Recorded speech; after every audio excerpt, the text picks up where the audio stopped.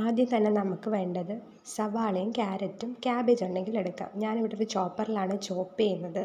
അന്നേരം ചെറുതായിട്ട് നമുക്കിത് അരിഞ്ഞ് കിട്ടും. ഇതാണ് ഷവർമ്മയ്ക്ക് ഏറ്റവും അത്യാവശ്യമായിട്ടുള്ള ഒരു രൂപം വെജിറ്റബിൾസിൻ്റെ. പിന്നെ ഒരു ജാറിൽ പുഴുങ്ങിയ മുട്ട, അണ്ടിപ്പരിപ്പ്, കുറച്ച് വെളുത്തുള്ളി, അതിലേക്ക് ഇച്ചിരി സൺഫ്ലവർ ഓയിലും ആഡ് ചെയ്തിട്ട് നന്നായിട്ട് തിക്ക് പരുവത്തിൽ മയോണൈസ് ഉണ്ടാക്കിയെടുക്കാം. നമുക്ക് വേറെ വേണമെങ്കിൽ ഉപ്പും പഞ്ചസാരയും കൂടി ആഡ് ചെയ്യാം.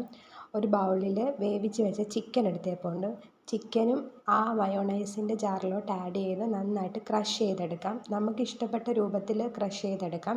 ചിലർക്ക് ചിക്കൻ കടിക്കാൻ കിട്ടണം, ചിലർക്ക് നല്ല അരഞ്ഞ പരുവമായിരിക്കണം. ഇവിടെ നല്ല അരച്ച പരുവത്തിലാണ് എടുത്തേക്കുന്നത്.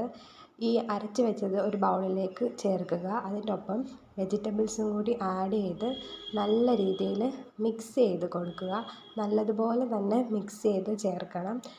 ഇതാണ് നമ്മുടെ ഷവർമ്മയുടെ ഫില്ലിങ്.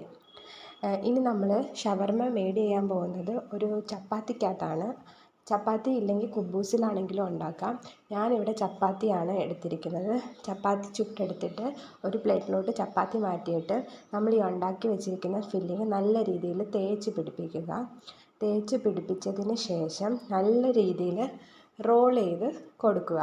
റോൾ ചെയ്ത് വെച്ചതിന് ശേഷം നമുക്ക് എത്ര ചപ്പാത്തിയാണോ വേണ്ടത് അത്രയും ചപ്പാത്തി ചുട്ട് അതിലേക്ക് ഫില്ലിങ് ആക്കി നല്ല രീതിയിൽ റോൾ ചെയ്തെടുക്കുക. പിന്നെ നിങ്ങൾക്ക് സോസ് ഉണ്ടെങ്കിൽ സോസിൻ്റെ ഒപ്പം ഇത് കഴിക്കാം, അല്ലെങ്കിൽ നിങ്ങൾക്കിത് കട്ട് ചെയ്ത് കഴിക്കാം. ഞാനിവിടെ 3 ചപ്പാത്തിയാണ് എടുത്തിരിക്കുന്നത്.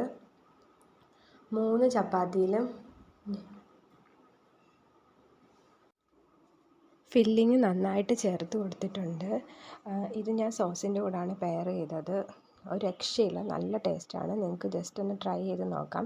പുഴുങ്ങിയ ചിക്കൻ ഇല്ലെങ്കിൽ വീട്ടിൽ ചിക്കൻ കറി ബാലൻസ് ഉണ്ടെങ്കിൽ അതിനകത്താണെങ്കിലും നമുക്ക് മെയ്ഡ് ചെയ്ത് നോക്കാം.